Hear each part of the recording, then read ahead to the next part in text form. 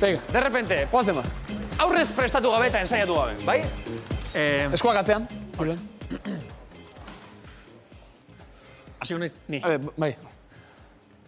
Talentu eta planta, haundiko gizona.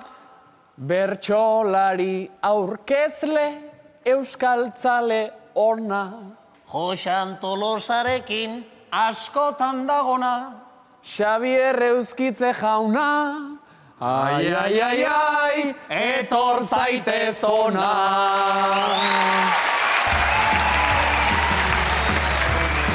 Iepa!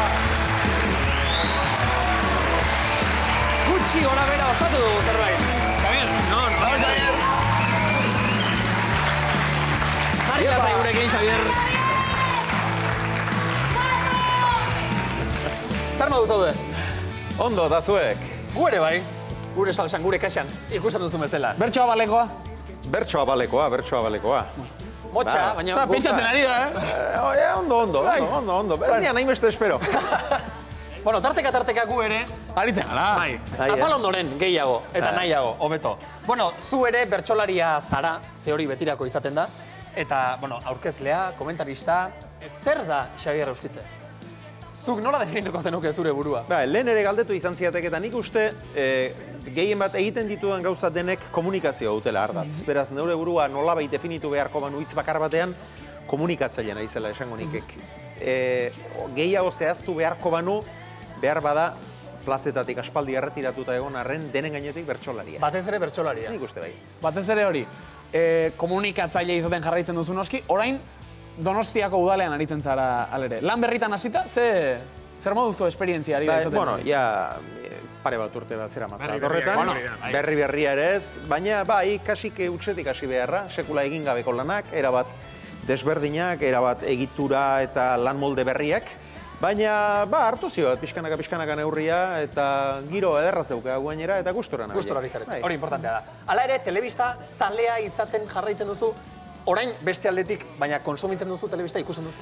Enau kontsumitzaile ikaragarria, eta gainera gertatzen zaidak, egunaren azken orduan harrapatzen diat, umeak lotaratuta gero, eta geuretzat hortxe ordu betetxo bat edo hartzen dugunean, eta izaten duk edo irakurri edo telebista ikusi, eta ordu horietan nekearen eraginez eta gauza oso harinen bila joaten hauk. Gauza sakonei eta zin izaten zidea lekurik egin. Gehiegi pensatu behar izan gabeta, ez da? Entretenimenduaren bila. Bai, hori du. Egia da guk hemen tarteka antzinako filosofiari eta heltzen diogula. Halere, zure etxean baten batek ikusten du saioa. Bai.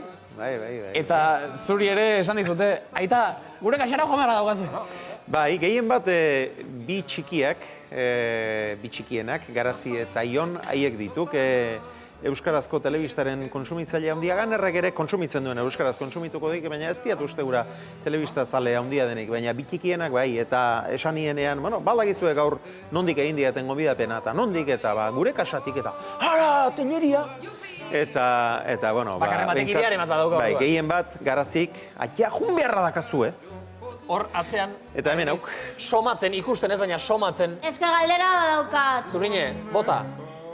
Xabier, zu nun aitzizea guztuago baki galdera indizutela, baina oantxe bertan esango alizute, gaur arratsaldean jarri behar dezu, edo bertxotan, edo telebistan, edo lanean udaletxean, edo pelota aurkezten, ez pelotatan, en plan pelotatan, pelota aurkezten.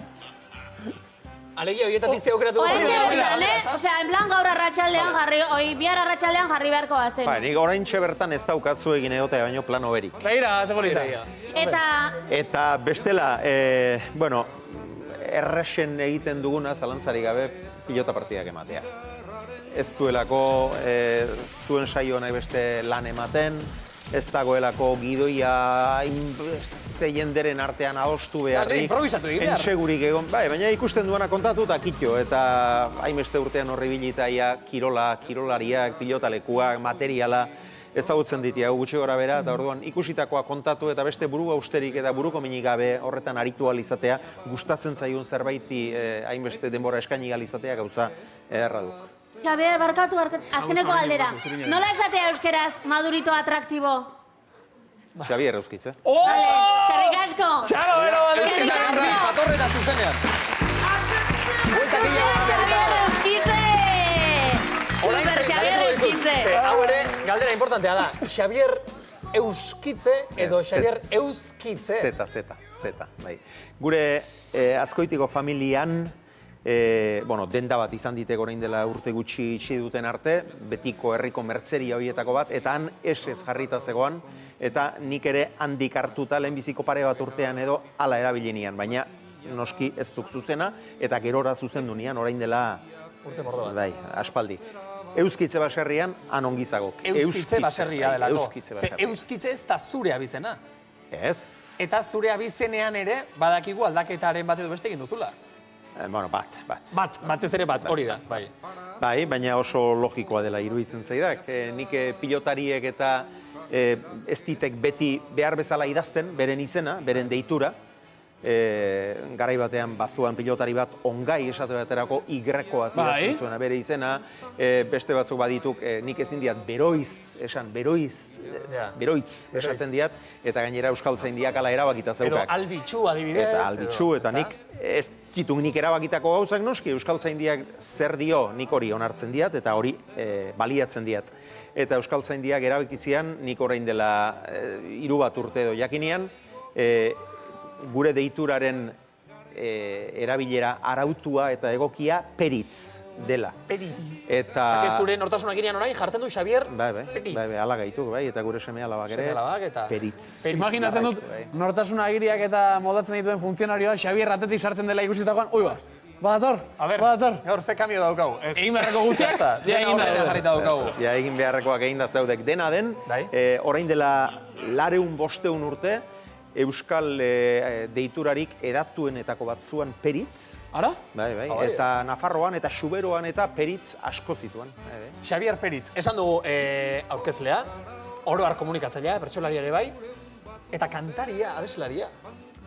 Ez dien egin helburua kantari konsideratzen, baina asko kantatutakoan auk, eta oraindik ere tarteka kantatzen dira. Eta kantatutako horiek behin disko batean ere bildu zenituen. Ba, aspalditxo, 2000 urtean edo nik uste. 2000 urtean? Bai. Gure etxean badao disko hoi. Apal daukazue? Nere amak igande goizetan jartziu, beti hautsak entzeko jartziu Xabierren diskoa. Hautsak diskoari ez, etxeari. Ez, etxea garbitzeko, beha ikustatzen zaio Xabierren guk diskoa gure kaxan daukagu Argitzaletan izeneko diskoa. Eta oso kerez palima naiz, Durangon mordoska bat urte hartan saldu zenituen. Ba, orduan desienteko harrera izan zian, bai. Oraindik ere usteia salgai dagoela, Oraindik ere, aurkitu bai, litekeela. Aurten Durangon adi ibiliko gara orduan. Hemen ari gara entzuten, Argitzaren diskoko. Nik, orain daukat, fantasia txiki bat, horrela, bete nahi nuke. Badakizte fantasia dauka. Xabier, estrofa, nik buruzera bat ez dakit. Ea bion artean osatzen dugun, zure kantu bada. Nik emango ditut oina, eta ea ba. Tirapu, musika kendu favorez, hau, akapela egin barra daukaguta. Okerrez panaiz, onela dio. Hau da pagotxa. Denborak bere lana egin du. Hau da pagotxa. Utsalen egurtu ezpanindu. Behondeigula.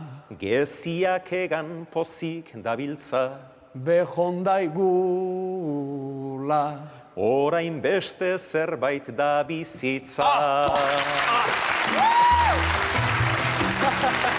Eskerrik asko, Xabier. Hau, Antxon ondo apuntatu zure kurrikulumean ere, Normalean abesten duena baino. Bai, eta gaizki, gutxi eta gaizki. Urduri Urduri garri naizta. Behondaigula. Alabak ere